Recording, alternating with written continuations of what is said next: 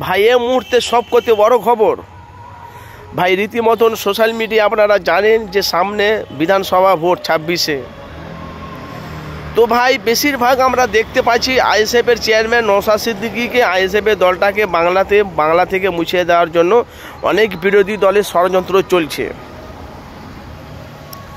তার সাথে সাথে ভাই আপনারা জানেন যে 294টা সিট বিধানসভায়।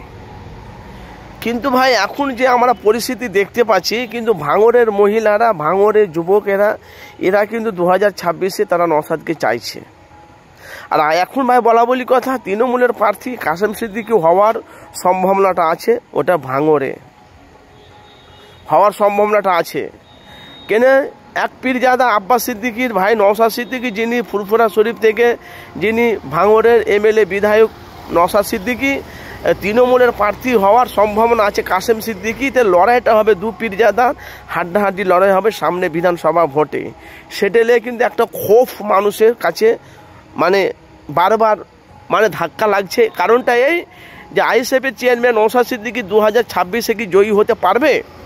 কেন আইএসএফের দলটা এমন একটা জায়গাতে পৌঁছে গেছে ভাইজান, এমন জায়গাতে আইএসএফের দলটা মানুষের কাছে পৌঁছে গেছে যে 2026-এ যদি অনেক কটা যদি সিট যদি পেয়ে যায় আইএসএফের চেয়ারম্যান নওশাদ সিদ্দিকী, অথচ বামফ্রন্ট সিপিএম কংগ্রেসের সাথে জোট করেছে, দেখবেন পুরো বাংলাকে কাঁপিয়ে ফেলবে। গরিব অসহায় মানুষের জন্য আইএসএফের চেয়ারম্যান নওশাদ সিদ্দিকী উনি কিন্তু রাজনীতি ময়দানে নেমেছে।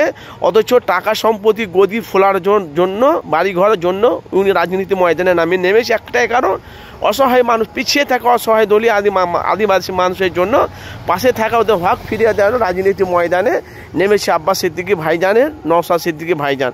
আর আব্বাস সিদ্দিকী হকের কথা বলে, ন্যায়ের কথা বলে, সত্যটা তুলে ধরে। এখন ভাই সামনে বিধানসভা ভোট, এখন তৃণমূলের প্রার্থী কি কাসেম সিদ্দিকী ভাঙড়ে হবে?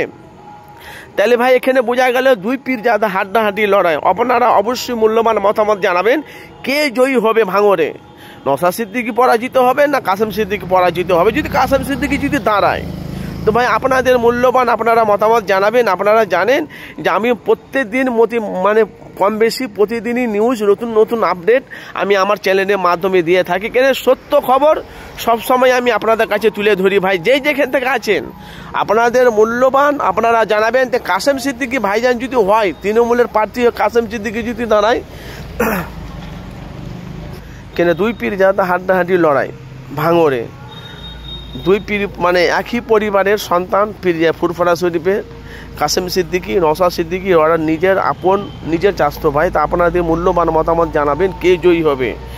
আর নতুন আপডেট পেতে গেলে অবশ্যই চ্যানেলটিকে সাবস্ক্রাইব করে পাশে থাকা বেল আইকনে ক্লিক করে রাখবেন। প্রতিদিনই আমি মানুষের কাছে নিউজ প্রতিদিনই আপলোড করে থাকি। আপনাদের খবর, আপনাদের মূল্যবান আপনাদের দরবারে কমেন্ট বক্সে মতামত জানাবেন।